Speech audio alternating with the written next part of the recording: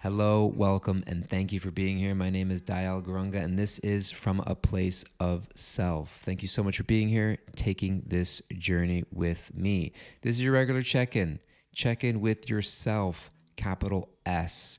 And I want to talk about that a little bit more, specifically because I've been feeling it a little bit, and I've been hearing from other people a little bit that and maybe you didn't get the memo. If you didn't, I'm going to share it with you. Big update. Life can be hard sometimes. Life can be tiring. Life can feel overwhelming. And there can be this feeling, this sense of, I just can't do it. Even in the spiritual realm, even with spiritual work, even in the healing space, we sometimes get really excited that we find this holy grail of spiritual development or healing, whether it's in my spiritual path or in my religion or in my therapeutic work or in IFS, and we feel like we found something and it works so well and we're doing the work. And then these feelings can creep in sometimes where we get doubtful and we're not sure if we can really do it. And is it possible for me to heal? Do I have it in me to keep going? And there's like a grind. And there's a feeling of just being tired sometimes, a feeling of, I don't know if I can do it, of the difficulty of showing up every day, all the time. And I want to just open that space up a little bit because I've been there, I can be there, and other people are there. And I don't think we talk about it enough. That even though we may have all the quote unquote answers, I'm not saying we do, but we think we have the answers of this is what you need to do to heal. This is what it means to be in self. This is what it means to be connected to a higher power. And even having all of that roadmap for us, it's still hard to do. I was in a community group, Sangha discussion group of friends, and we were talking about spirituality and the difference of knowing the path and walking the path. To know the path is one thing, to tread the path is a whole other. Another spiritual teacher of mine put it this way that I thought was profound. He said, the process can be very simple. The application can be very difficult. The process can be simple. We talked about knowing ourselves and being connected to ourselves and soothing ourselves internally. And there's a whole process in IFS to unburden our wounds and all sorts of things and to reparent ourselves in beautiful ways.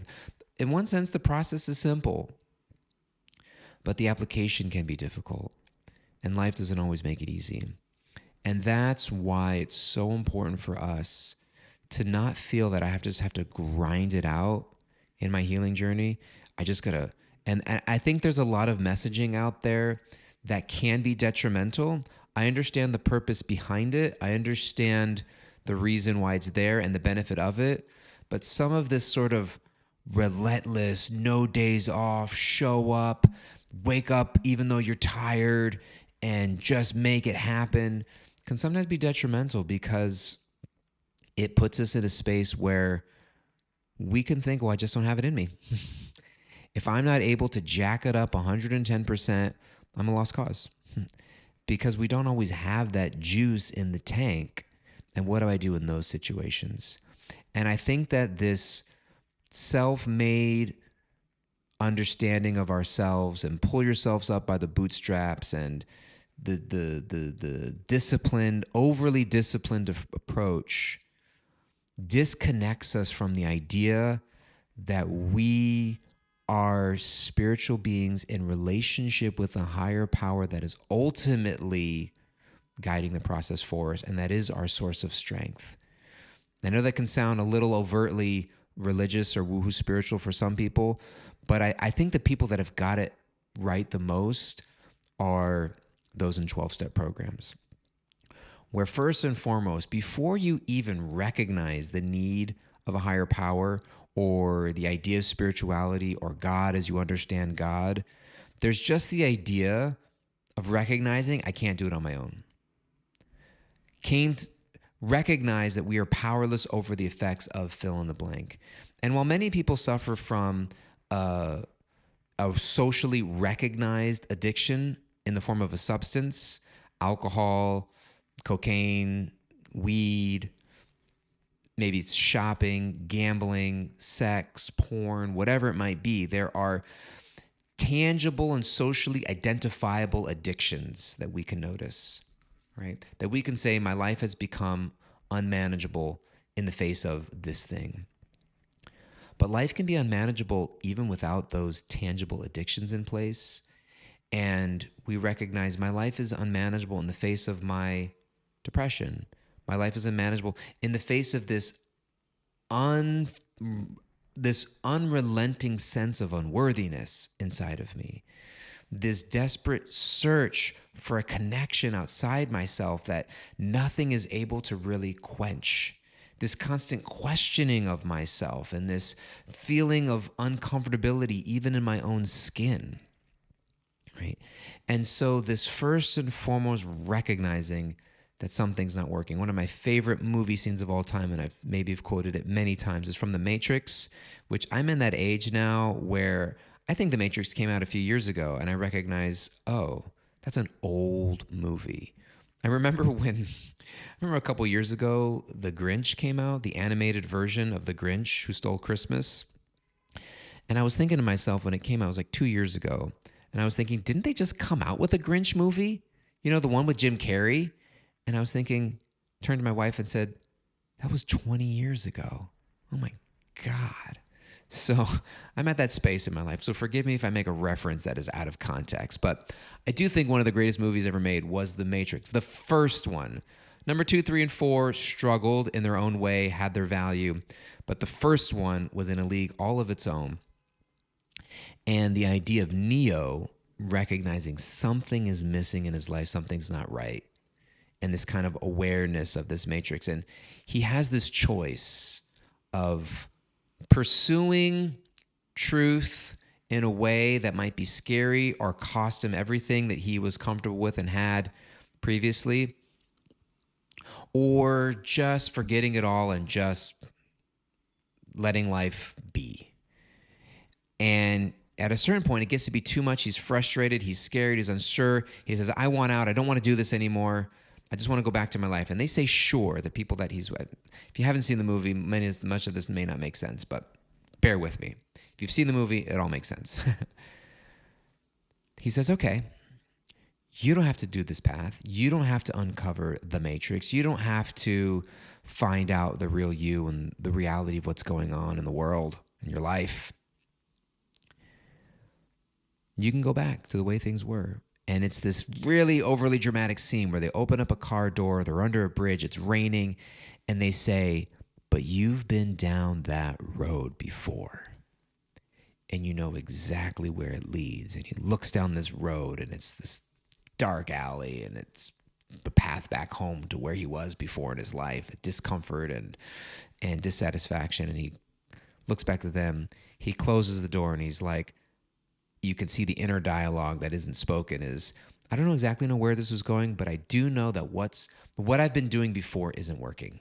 And that's the point. Coming to a space of admitting that what we've been doing thus far isn't working. Isn't that the case so much just where we are in the world globally? You can argue whatever side of the aisle you land on or don't land on, Republicans, Democrats, this, that, the other, politically, socially, racially, ethnically, nationally. We have all these arguments, but the reality is 100% something isn't working and hasn't been working for a long time. How did we get here? We didn't get here because of an election that took place 6 months ago. We didn't get here because of an election that took place 4 years ago or 8 years ago. It's a long-standing issue. Ultimately, it's an issue of a society of people that, for the most part, are not living from a place of self, and we're moving and deciding and leading and acting and reacting from all of these wounded places within us, and we're disconnected. So the first step is just recognizing in our own life, right? Angela Davis has this beautiful quote, what would you tell the next generation? I would say, tell the truth to yourself first. Be honest with yourself first. And that's a really brave question. What's not working in my life? And first and foremost, first step in any 12-step program is to recognize the effects of fill in the blank that in my life has become unmanageable. Then, step 2, came to believe that a power greater than myself could restore me to sanity. Doesn't mean that I have to all of a sudden believe in a man with a long beard sitting in the clouds dispensing justice. Doesn't believe that I now believe in this all benevolent universal energy that flows through all of us. No. Before any of that, there's just an idea that I'm in a hole and I need something outside of myself to help me get out. And this is where I'm pulling it back into where we started this podcast episode, is the idea that when we're tired, when we're feeling I don't have it in me today or whatever it looks like, sometimes the solution is to just give yourself a little slap on the face and say, that's okay, you're tired, get up and do it anyways, right? Plenty of quotes that have that in social media accounts that tell you to do that, right? But sometimes what it means is it's an invitation, a recognition of maybe you've been doing too much on your own. Maybe you've been resting on your own laurels for too long. In ACOA, the Adult Children of Alcoholics or otherwise dysfunctional families, I spent a number of years in that program. Powerful program. And it's free. Highly recommend it. In-person meetings now, everything's online also. There is an ultra self-reliance that we can fall into. And I think ultra self-reliance is a misnomenclature because it's not self-reliance in terms of ourself. It's sometimes an ultra self-reliance, meaning an ultra reliance on the managerial parts of ourselves that are trying to just do life for us, which are their own parentified children that need loving attention and are tired in their own right. And so sometimes when we're tired, the solution might be to get up, clean your house, feel better, send a few emails out there and feel better about life. And we need that sometimes. I do that. But sometimes what it means is, oh, this is a beautiful reminder that I'm not alone and I'm not supposed to be doing this alone. This is the initial message in the first chapter of the Bhagavad Gita with Krishna and Arjuna. This is a message that you'll find in 12-step programs first and foremost. You walk into a 12-step meeting and you say, life isn't so bad. Everything's kind of under control. I'm just looking for a few tips. You'll say, maybe it won't be explicit, but it's like, great, good for you. This is a place for people that actually have a problem. This is for people who are trying to rebuild their life that have hit a rock bottom. And so there's an invitation to not pretend that everything has to be a certain way altogether. And there's an invitation to admit, I need a higher power. And where am I going to recharge? Where am I going to plug back in to that source of something far greater than myself? One of my favorite talks of Martin Luther King Jr. is his knock at midnight speech. I'm not going to try and quote it directly because I'll butcher it in a way that would not do justice. But he tells a very, very strong story of a death threat on his life that he had gotten used to receiving. Ultimately, one came through, unfortunately, and ended his life. But he had repeatedly received death threats and lived with that for years. But one time in the middle of the night, he got a phone call. Granted, this was before you could just turn off your phone and silence your phone. There's a landline with a cord that rings if somebody calls. And he had a death threat that if you don't leave this town and stop what you're doing, we're going to blow up your house and blow up your family. And something about it just got to him so deeply then. And he sat over a cup of coffee at his kitchen table in the middle of the night while his wife and his kids were sleeping. And he tells this empowered message that only MLK can do about how he dug deep, and there was nothing left inside him. There was no motivational speech he could give himself, but there was a spiritual revival of recognizing a higher power's presence in his life. There was this need that sometimes, more often than not, we need to make sure we're regularly building that relationship. And this is why spirituality, I don't like to see it as some lucky rabbit's foot. that prayer meditation is like a spiritual Advil I take. When I'm depressed, I do my meditation and it makes me feel better. No, it's like going to the gym, where you go to the gym not when you're feeling weak, but regularly so that you build up the muscles so that you stay strong when you need it. And so similarly, spirituality is not just this thing we do to make us feel better. I meditated and I felt so much better. Sometimes you're just building that connection so that you have a positive spiritual bank account when you do need it. So that you're not just calling up a friend whenever you're in trouble, but you're building a relationship with spirit so that you're never feeling like you have to move through life alone. And when you do feel tired, overwhelmed, you know that the space to go back to sometimes is to do less, create space for quiet, listen more deeply, and find my doorway back to self. Where am I inviting spirit into the equation? Where am I inviting God into the equation? Where am I inviting higher guides into my equation?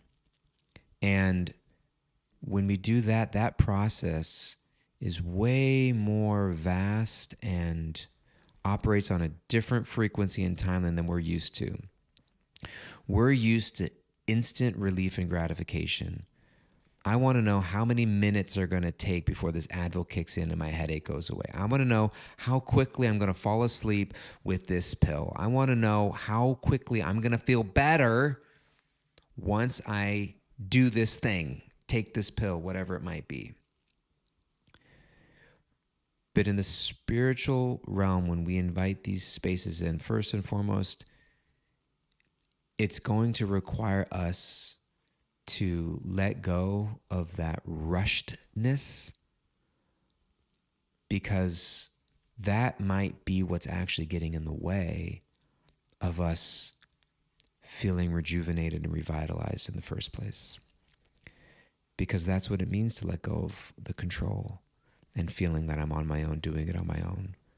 I have to let go of the preconceptions of what I think it's supposed to look like and allow a partnership with a higher power to come in. So I want to read this short little snippet from this book that I've been reading and sharing with you about the idea of self. It says, as clients learn to separate, clients meaning any of us, anyone, as we learn to separate our extreme emotions and thoughts, our parts, we find that they spontaneously tap into a calm, centered state, which I call their self. And isn't that miraculous? That self naturally emerges in the space we create for it to be. We don't foster it and forge it and force it. It emerges when we just create space for it, like air filling a room, like light entering a room. You don't have to bring light into a room. You just need to create space for it to enter. The book goes on, my section reading. I can sense when this happens because it feels as though the very molecules in the atmosphere have shifted. Our faces and voice change, growing softer and more tranquil. And we become more open and tender, able to explore our parts without anger, defensiveness, or disdain. And accessing this state, we tap into something deeper and more foundational than all these conflicting inner warriors, something that spiritual traditions often call the soul or the essence. One aspect of this state is what many therapies call mindfulness. In this state of self with a capital S, we realize that we already know how to take care of our inner exiles on our own, and that those parts don't need salvation because they were never bad to begin with. I refer to the state of self as self-leadership. And the understanding of self, where we'll end today, is that self, and we say this in the healing world, and it comes up often, is both a particle and a wave. So the particle is the individualness of each of ourselves that exists on our own, our independent identity. And the wave is that we also belong to a greater field of spiritual energy. We are simultaneously one and different from higher spiritual source because we are connected, and yet we are also independent and individual. And holding space for both of those truths can be really difficult sometimes. But the reality is that understanding yourself cannot be separate from the idea of understanding your eternal connection with something greater than yourself. And don't lose that. Whatever that looks like for you, whatever small step you can take towards that today, it's worth it. And it may be on a bigger timeline than we're aware of, but if we invest in that regularly, even if you fall off, miss a day, 2 days, 1 day, a week, a whole season of life, an entire lifetime, it's available for you right there in a moment if you're willing to turn back and just reconnect. It never goes away. It's available if we just create space for it. So if you're feeling tired, if you're feeling worn out, like we all do sometimes, let that be an invitation to not feel that you have to do it all on your own, and to simply open up space for a greater light to come into your life so that you remember that you're not alone, you're not never meant to do it on your own, and that there are greater spiritual resources available to you when we look. Sending you lots of love, sending you lots of compassion, gratitude, and feeling connected with you. Thank you so much for being here. Please be well, take care, and I will see you next time. Bye-bye.